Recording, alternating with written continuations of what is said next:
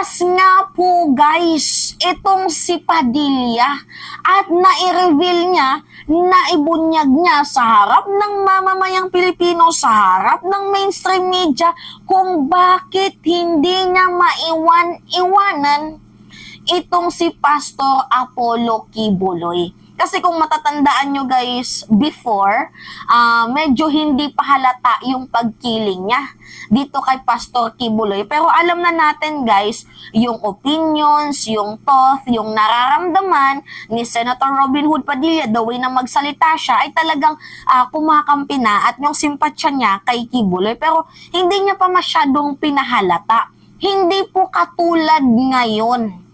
Kasi guys, sumama po sa huling prayer rally doon sa Liwasang Bonifacio sa Freedom Park, Freedom Wall, if I'm not mistaken, ano bang tawag doon? Basta sa Liwasang Bonifacio, dumalo po itong si Robin Hood Padilla at nagsalita. Hindi ko alam guys kung sinasadya niya ito or talagang parte na talaga to ng tinatawag nilang demokrasya. Diba guys, kasi kung matatandaan nyo, despite na, diba may 7 days para ma-object, mabaliktad, ma-abolish itong cite and contempt na inihain ni Senator Risa Ontiveros. Kahit guys, hindi niya nabuo ang 8 pirma, abay gumagawa na naman ngayon guys ng panibagong butas, panibagong malulusutan, panibagong pagdedepensa at panibagong pagtatanggol dito kay Pacquiao, dito kay Quiboloy. Alam nyo kung anong ginawa niya guys? Gusto niya po na magkaroon ng show cause order, bigyan ng pangalawang tsansa na magkaroon ulit ng hearing. 'Di ba? Partida, binigyan ka na ng 7 araw. 'Di ba? Para i-abolish itong cite and contempt na inihain kay Pacquiao. Ngunit dahil nga hindi ka naman ata katindihan at syempre nangingibabaw pa din ang boses ng kababaihan, hindi ka na naig. So ngayon guys na hindi nga siya nanalo sa laban kay Senator Risa Ontiveros dahil matinik din tong si Robin ang hirap din itong pakiusapan, malalim yung kilite, 'di ba? So ngayon, sa pag-attend niya sa Liwasang Bonifacio, kagabi pala, yung pag-attend niya sa Liwasang Bonifacio, abay, na-i-reveal. Hindi ko alam kung sinasadya niya, basta na-i-reveal yung totoong rason kung bakit hindi niya maiwan-iwanan itong si Quiboloy. Ngayon, panoodin natin yung video. Pagtisan natin to guys, wala binoto nyo to Diba? Binoto nyo tong bobong to Wala tayong magagawa. Pagtiisan natin yan sa loob ng 6 na taon. Diba? Walastik talaga. Pakinggan nyo. A'udhu billahi minash shaitanir rajim. Bismillahirrahmanirrahim. Magandang gabi po sa inyong lahat. Alam niyo po, itong samahan na ito, walang iwanan nito.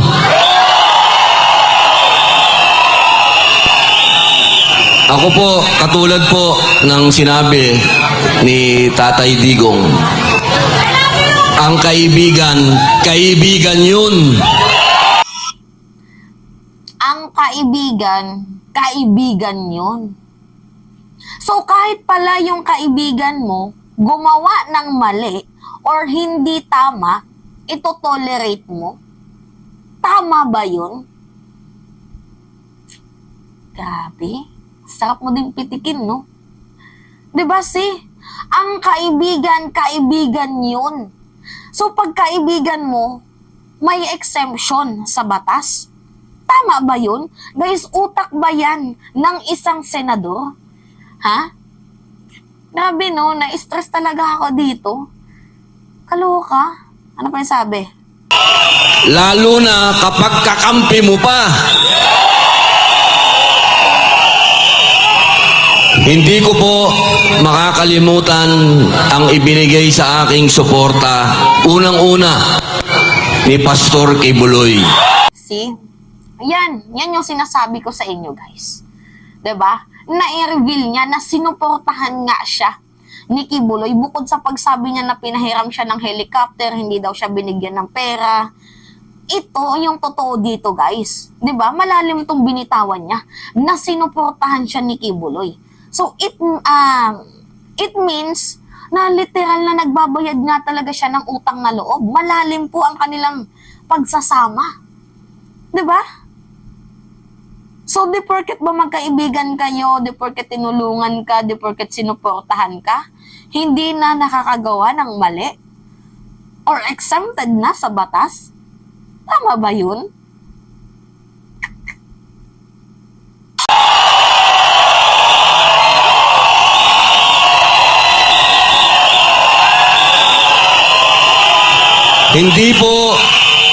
Hindi po dahil sa pogi ako, ha?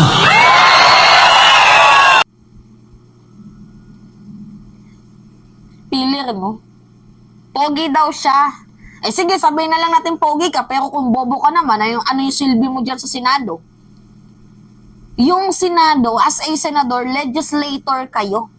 Manggagawa kayo ng batas, tagagawa ng batas, taga-implement ng batas. Hindi po yung Senado papugian, Robin. Talasan po yan ng utak, talastasan ng pag-iisip.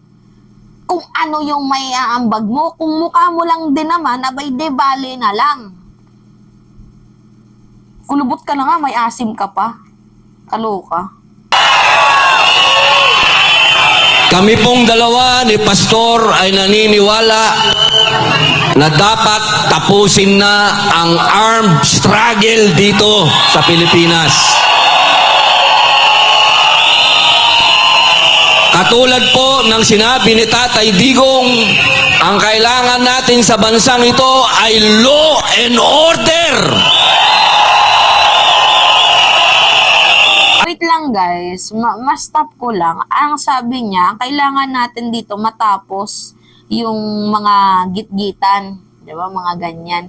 Anong connect nun? Sa ano? Yung armed struggle, ano yung connect doon sa kaso, sa criminal case ni Pacquiao? Ano yung connect ng armed struggle dito sa issue ng rape, sa issue ng bulk cash smuggling, 'di ba? Sa issue ng human rights violation. Ano yung connect ng armed struggle? Di porket nakikibaka ka, di porket nakikilaban ka, ay pwede ka nang gumawa ng masama? Tama ba? Bubu. Hindi ko alam kung ano. Ang masasabi ko lang, grabe, kabuog ba? Kabuog ni mo eh. At iyan po ang ipinaglaban ni Pastor Kibuloy. Guys, don't get me wrong. Wala pong masama if makipaglaban or makibaka ka para ho ipaglaban ang gobyerno. 'Di ba? Laban sa mga taong allegedly ko, no? 'Di ba, nakikibaka sa gobyerno para pabagsakin ang pamahalaan. Pero parang wala din kayong pinagkaiba sa kanila. 'Di ba yung tinatawag yung CPP, parang wala din kayong pinagkaiba sa kanila. Kasi ganun din yung ginagawa ninyo. Mas malala pa nga kayo eh. 'Di ba? Nakakaloka, wala kayong pinagkaiba sa kanila at isa pa, hindi de porket na nakikipaglaban ka sa CPP or sa kung ano pa mga klase ng grupo na yan, ng mga armado, di porket nakikipaglaban ka dyan, it doesn't mean na pwede ka nang gumawa ng mali. Guys, stick to the facts, stick to the issue. Yung issue dito is yung ginagawa niyang human rights violation, yung ginagawa niyang allegedly pang-rape, panggagahasa, pangmomolestya, hindi pagpapasweldo sa kanyang mga staff, di ba, pinapaglimos niya. Yun yung issue dito. Hindi po yung issue dito na nakikipaglaban siya sa mga armadong grupo. Hindi po yun yung issue dito. Kaya wag mo kaming balukutin kung wala ka namang alam sa batas. Kabuog talaga. Nandikikil ako. At ngayon, sa kanyang pinaglaban, siya po ay dumadaan sa isang pakikibaka na hindi natin siya iiwan.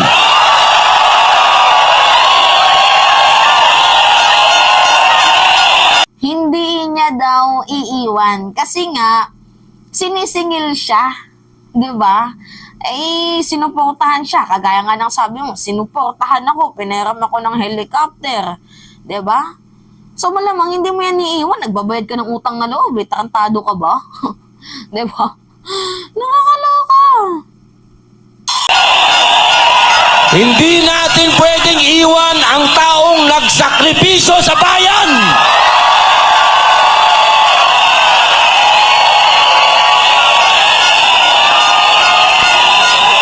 Kaya po, mga mahal kong kababayan, hinihingi ko po na sana huwag natin iwan si Pastor. Maraming salamat po. Mabuhay.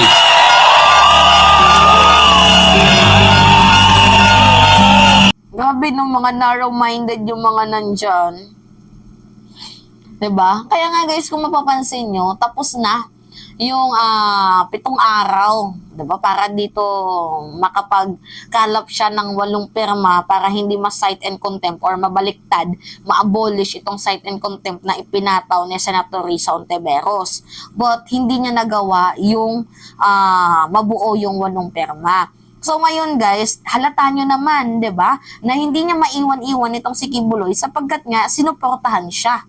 Nananadya ba tong si Robin Padilla? Hindi natin alam guys, no? Pero para lang naman sa akin ha, if you are a truly public servant, public interest yung uunahin mo. Hindi yung personal interest, yung pagbabayad ng utang na loob. Diba guys, kaya kung mapapansin nyo, may panibagong niluluto na naman silang palusot. Ano yung panibagong palusot nila? Eto, yung show cause order. Diba, bigyan ng pangalawang tsansa. Putang ina, dumaan na siya sa napakadaming due process. Ano pa yung tsansang ibibigay sa kanya? Kayo, makapambaluktot lang kayo eh. Grabe, wag niyo na pang papaulitin. Naku, ito yung resulta ng smart magic. Ito yung resulta ng mga Pilipinong nabudol. 'Di ba? Wag niyo na tong pauulitin. Ang dami ng pagkakataon na nagkamali. Una, nung nanalo siya ng eleksyon, hindi niya man lang pinasalamatan si President Marcos, bagkus pinasalamatan niya pa ang ibang tao. Diba? Hindi ka ba nagtanaw ng utang na loob kay President Marcos na tumulong sa'yo? Hindi ka man parte ng kanilang, grupo? Well, at least, lagi kang sumasama sa kanila sa kanilang mga rally-rally, campaign rally. Diba? Pangalawa dito, nakaka-disappoint yung mga pinapatupad niyang batas na halos lahat ng kanyang pinapatupad na batas ay related sa kanyang pamilya. Divorce bill. 'Di ba? Na sagrado po 'yun kasi kung magkakaroon ng divorce, aba yung mga babae, lalaki, kapag ayaw na nila, hiwalay agad, mga ganon. Hindi man lang mapanindigan ang sinumpaan sa harap ng simbahan. 'Di ba? Yung bill para sa mga bakla din. 'Di ba?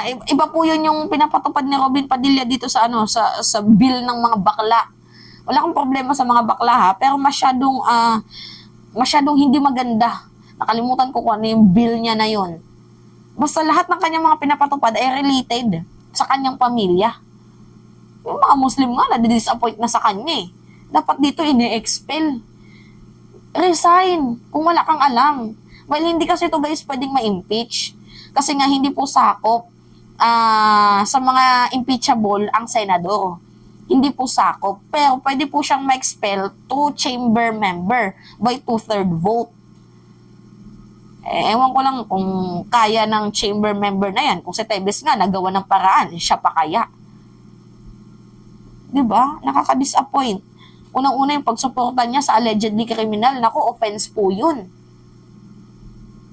Kaloka. Wala talaga tayong maaasahan dito. Nakakagigil. Nakaka-stress.